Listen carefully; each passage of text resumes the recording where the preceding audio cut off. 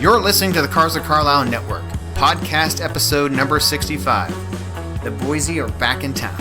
Cars of Carlisle is your favorite internationally downloaded podcast about all things automotive. Darren and his CFC team are ever searching for interesting automotive happenings, real stories about real car people, and fun features to inform and entertain you. Each week, the Cars of Carlisle crew brings you show topics ranging from car shows to team adventures to auto racing weekends to behind-the-scenes human interest stories from car nuts that live across town, across the country, or even across the globe. Come join the road trip. Today, you'll travel out west to the Rocky Mountains to hear about the car-related activities and adventure fun some CFC team members experienced last week.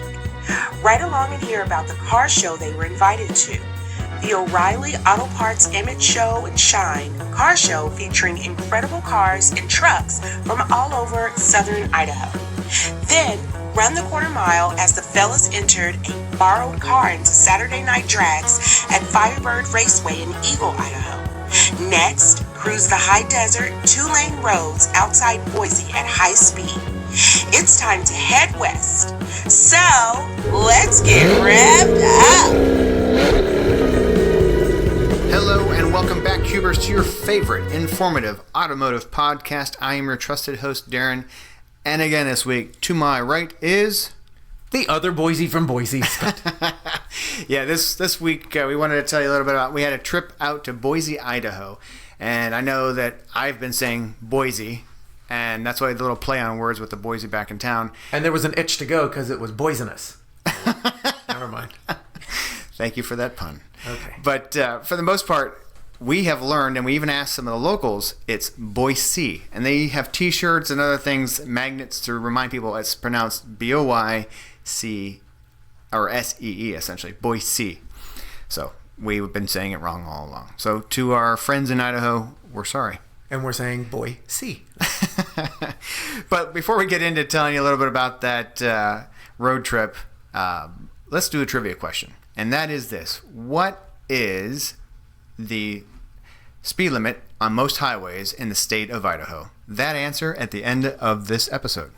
So Scott, why don't you kick us off with, we did some fun activities, some car related. We were invited out to a car show. We flew out last Friday. Oh, sorry. And we okay. Let's try it again. So we flew out last Friday, got in really, really late. And the funny thing, as we're driving through town to get to where we were staying, it was about 12 o'clock at night. Mm-hmm. And we're looking around, a lot of people walking around downtown. Before can I interject just a minute? Sure. You already did, so yeah, don't ask. While we landed at Boise International, we went to the rent-a-car desk, and a really nice young lady said, I had rented just a basic car, and she said, would you like a free upgrade? And our choices were an F-150 or a brand new Ford Expedition. And who's going to say no to a free upgrade? So we did. So we'll get into the Expedition in a little bit. So it was an Expedition Max. Right, which means it stretched longer and huge. It was big enough to just drive 2 bicycles right up into the back. So yeah, it was great. You could drive a Mini Cooper into the back of it. So anyway, we go into town. It's about 12 o'clock driving down through the middle of Boise, and lots of people walking around. I'm like, oh, this is really cool. So many people still out. Only to realize after the fact that Garth Brooks was there Friday night and Saturday night. And we drove by then Saturday afternoon and heard him doing another mic check. He was doing a little sound check Saturday afternoon from the stadium, which was great. Yep. So it was really cool. But yeah, we got in late Friday night, and then Saturday we had the Shine and Show car show in Emmett. Yeah, and that was actually the O'Reilly Shine and Show. I think they had something like 400 plus cars and trucks. Really impressive. One of the larger shows that happens in the state of Idaho, and we were glad to be part of it. Walked around, talked to a lot of people, made some new friends. It was so comfortable. Cards. There were a lot of trees covering it. Yeah. It was like a huge park setting. Mm-hmm. It was an all-day event. So they had a breakfast, and they had the car show going on. They had lunch. A cruise, 6 to 9. 6 to 9 cruise at night after the dinner and everything. It was great. Mm-hmm. And while on our way to Emmett, we happened to go through Eagle, Idaho, and we passed Firebird Raceway, which is a drag strip, quarter-mile drag strip. And we were like, oh, look, there's a drag strip. So we just kept going to the Emmett car show. Right. On the way back, we paid closer attention to the marquee out front. which said tonight. Grudge match, evening grudge races That's from right. 8 to midnight. Yeah, bring it off the street and take it to the track. So we didn't have a grudge with anyone in Idaho, but we decided. But we brought it off the street and We decided to some drag racing. borrow a car, and we did it. So you had, 4 or 5 trips around? Yeah, we had 4 passes. It was great. We have our ET slips. We were getting good at timing the Christmas tree lights. And we didn't even, we weren't even prepared for it. We drove out and we were like, okay, we're going to do this. We're in shorts and no helmet. Of course, you have to have pants. So CFC bought 2 pair of sweatpants from the Firebird drag strip, which is great. Yeah, so now we have good some memorabilia. mementos, yeah. Right. And of course, that would have really saved you from any type of burning, but whatever. Great.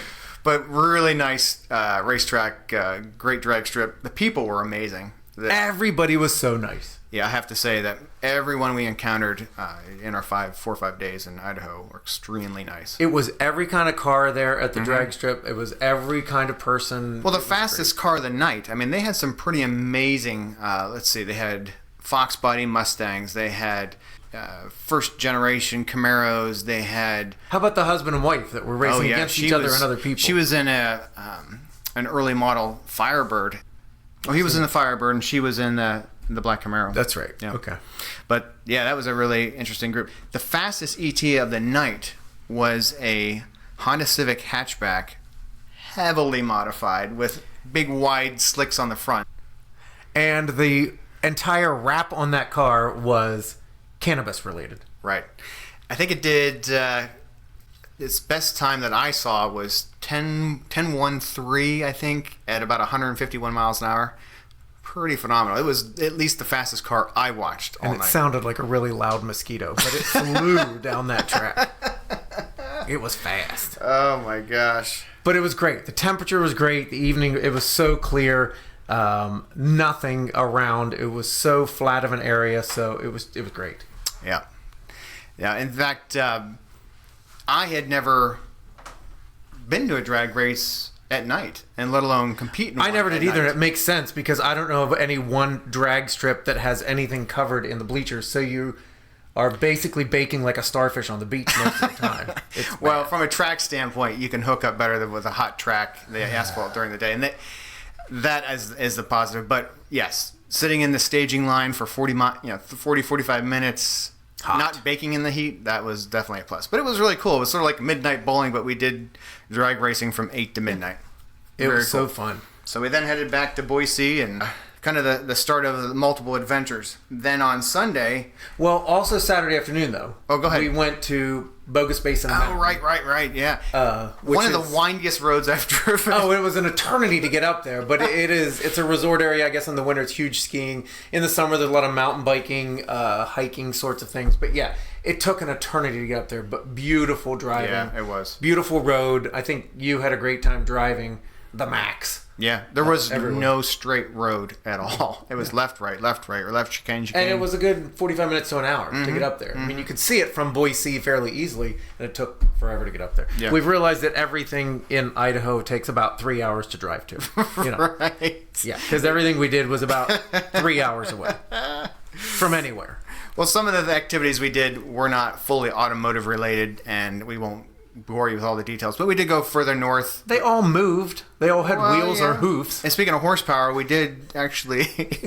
Yeah, we had 1 horsepower, which was horseback riding. Yeah, we went on a really cool, like a cowboy ride where you were on these rocky, steep trails down through the woods. And a big shout out to Yahoo Corral in McCall, Idaho, which was about, probably 3 hours. And to from our Boise. guide, Peyton, thank you so Peyton, much. And to Sky and Sierra that helped with everything along the way there. Yep. It was so you much guys fun. were great. Yeah, it was so much fun. Did a lot of in-woods trail riding, lots of ups and downs. And I'm guessing that our horses, Newton and Maggie, respectively, are not listening right now, so we're not going to give them a shout out. I'm going to give him a shout out because I think that Maggie got a really bum rap. Because as we're going along, I think I can share this. Peyton was saying, I was on Maggie, and she was wonderful. She was very respectful, very courteous. She was great. She stumbled a couple times, but she caught herself. But they called her fat bitch. And I was a little offended by that because she was wonderful. And, I only kind of know of one person from my past that I would say is a fat bitch. But it's not Maggie. It's definitely not Maggie. So just for the record, I need to take up for her. So there we go. Well, that was a lot of fun. And it kind of gave us a little bit of that cowboy flair, if you will. It was fun. Then on Monday, it was great.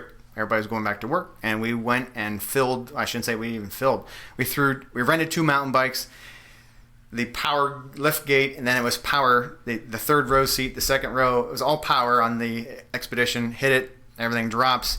We put both mountain bikes in there, stacked on top of each other. But I think if you had just laid down in a yoga position, you could have ridden it right up in there. Because the back of that was so big. It was like a box van. It was nice. You could probably put a queen mattress in the back of that thing if you had to. It was a great car. Use it as a camper. But with the bikes in there, they didn't even touch the sides of the vehicle, nowhere close to the front captain seats. It was enormous.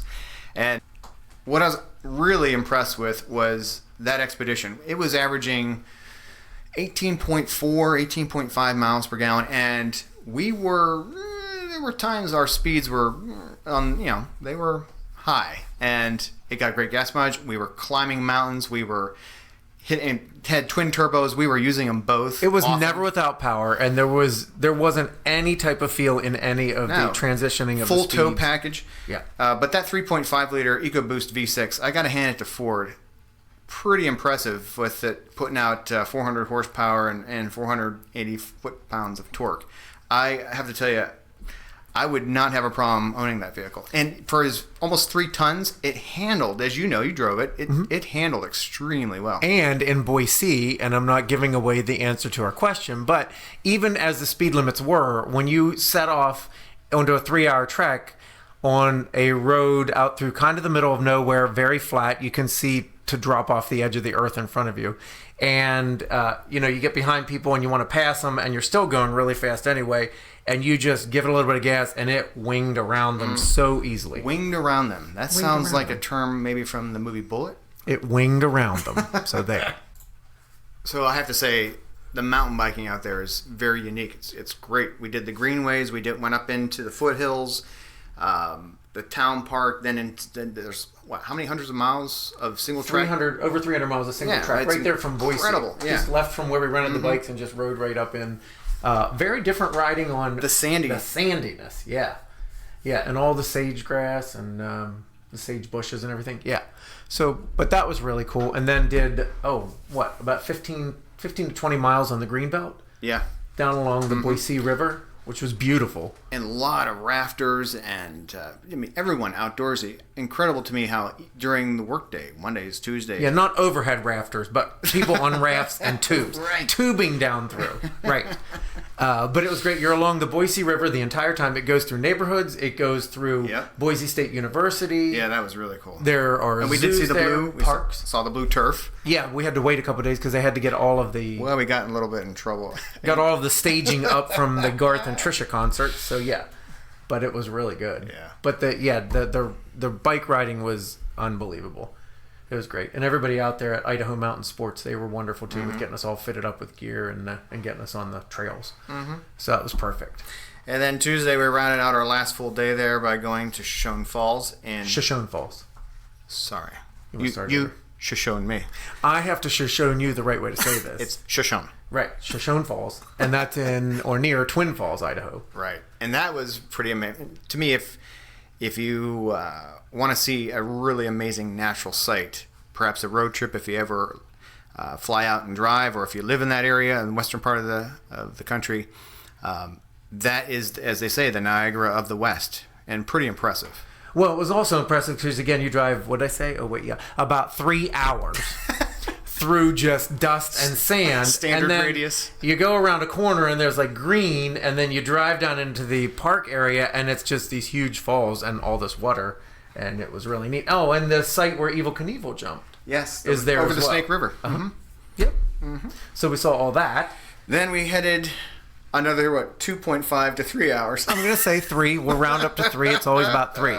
Yeah. To the Craters of the Moon, and that's the national park where it truly looks like you are on the dark side of the moon. Yeah, the craters from all the lava flow that has settled there. There's hardly anything growing. Right. It's there's the campground that's there, which is hilarious because it's just kind of all open around lava rocks, right, and your sites are right there. Right.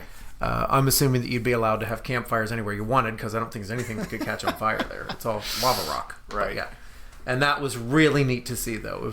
It was a great place if you have a chance to get there. The trails that go around, you could see all sorts of tubes, volcano tubes, different craters. There was the area called Devil's Orchard. There were the petrified trees. It was really neat. It was a very cool stop that we made there. Some really interesting sights. And then I forced a little side trip where I've read about it in my ski magazines and things. I said, we have got to go to Sun Valley. And of course it was umpteen miles away, but I thought, whatever. It was not, actually. It was on our 3-hour trip back to Boise. It was about a 1-hour diversion. Detour, yeah. So we drove up into the Notch Canyon, saw the town of Sun Valley, Idaho. Amazing. It was great. A lot of Hollywood stars like Ashton Kutcher and others have homes there, and just did a little small basic ski lodge, 1.2, 1.5 million. We were looking at Zillow ads and things, so yeah, pretty expensive, but really cool town. Then we cruised on back to Boise after that, but about 3 hours. Actually, it wasn't. It was only about 2 hours from there. Well, that was on the return trip. We may have exceeded the trivia question speed limit. A little bit, yeah. Perhaps.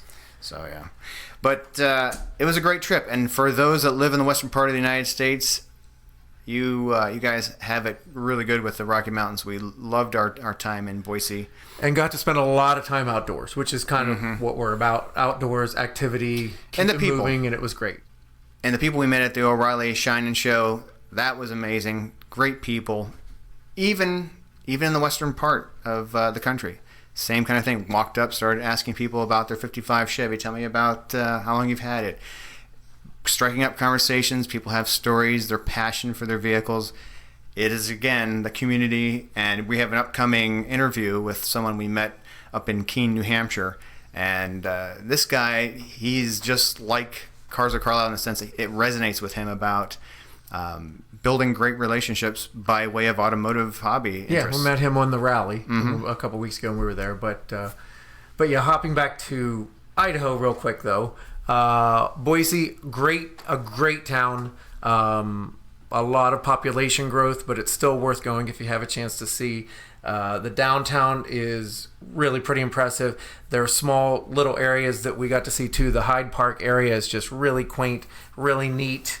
So if you have a chance to see that as well. And a couple of firsts that we also had there were Dutch Brothers Coffee. Oh my gosh. And smoothie centers. Well, shout out, right? To Tyler. Thank you, Tyler. She put us in the right direction as far as what we needed. Yeah. And the berry smoothies, the coffee drinks, they're all little kiosks that are about... They look like banking They look like they're about 10 by 10, but they're everywhere. And they have... it's like an unlimited menu of drinks and smoothies, and we were kind of hooked. We were stopping all along the way. We kind of dotted our way across in our 3-hour trips. We were looking for Dutch Brothers everywhere. Yep. I have to tell you, it was a great trip, and to me it was one of those road trips where perhaps we didn't leave our driveway. It was kind of an air trip, too. Not just a road trip. We didn't drive. It was an air/road/bike/horse trip. By way of Salt Lake on the way out and by way of St. Paul, Minneapolis on the way back. But it was a really great road trip, and glad to have done it out in made that trek out in the high desert of Idaho. Yeah, and the Emmett area show and shine, and the Emmett area shine and show. It was a great show. It was really impressive. It was good to see. So thanks for welcoming us out in your neck of the woods. I agree, Scott. It was great to be out there. And thank you to everybody who was so... welcoming? Yeah, welcoming and gracious. Appreciate it. That answer to this week's trivia question is this. I'll restate the question. It was, what is the speed limit in most parts of Idaho? And the daytime speed limit for vehicles, or cars that is, on freeway highway areas. Right, on highways, it's 80 miles per hour. For trucks, it's 70 miles an hour. There were places where nighttime they would back it down by 10 miles per hour. But for the most part, nearly every interstate we were on, taking those 3-hour radius trips that Scott so fondly speaks of, was 80 miles an hour, which is pretty nice. And that Ford Expedition with the twin-turbo EcoBoost had no trouble. So the trucks were 70. We were kind of a truck. The cars were 80. We were kind of a car. And we went a little faster, so we considered ourselves something even different than that. So, yep, the max was maximum speed. And then some. All right, over the next few weeks, we have some really great things coming up for you. The Truck Nationals, we have Corvette Nationals at the end of August, and we talked about our new friend in Keene, New Hampshire. Some other friends of Cars of Carlisle that we're going to have on the show, both local and within the greater part of the country. So stay tuned for that. Scott, anything to close us out? Just in general, which we haven't made this kind of request for a few weeks anyway, but if you know of any topics or know of anyone that would be a great interview from the show, please shoot us an email. Get in touch with us. Absolutely. Because again, as we said, and as you will hear in one of the upcoming episodes of the person that we met from Keene, New Hampshire, it is about the people. So it was really nice to connect with him because he had the same concept that we did, and that's kind of how we met and came upon knowing him. So it's really pretty cool. So anybody you think that would be interesting for us to talk with and that would like to be part of Cars of Carlisle interviews, please let us know. Thank you, Scott. And I started this podcast because of just the love of people, car people, and this is what it's about, is the community. And all of you, our listeners, Cubers, thank you so much. Week after week, you continue to listen. Our ratings continue to rise. We have more and more downloads, more followers. Please pass that information on to friends, family. Like us on Facebook, Instagram, and certainly rate and review on iTunes. That certainly helps, and we want to be sure to always bring you the very best in content and give you the value of your listening time each and every Wednesday. So thank you so much for continuing to be a fan, being part of our show. We do this for you, and we're so glad you're along for the ride. So let's put this one in park, and I'll say, drive well. Boise well. Take care.